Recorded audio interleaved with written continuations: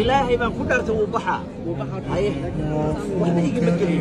وحل إذا كانوا wax aad iyo aad looga xumaado wiilkan da'da yar ee lagu magacaabo Ashraf oo kubadda waliba saaid u xiiseeyo oo da' yar in garoonka laga saaro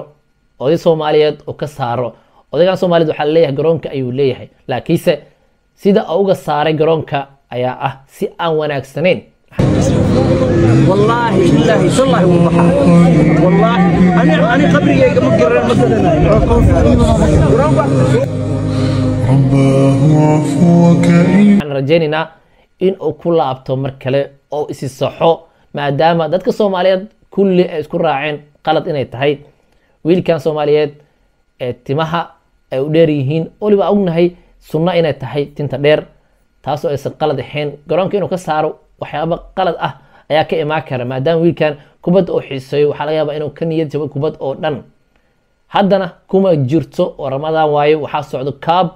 oo qof kastoo dhalinyaro ah ku haminayo inuu ciyaaro marka waxaan leenahay isku laabo oday Soomaaliyeed ayaa tahay dhalinyaradan Soomaaliyeedna ha niyad jabin oo kubadda ha ka niyad jabin bari waxa laga yaabaa inay banaanka tagaan oo balwad iyo balaayo isticmaalaan haddii garoonka imaan waayaan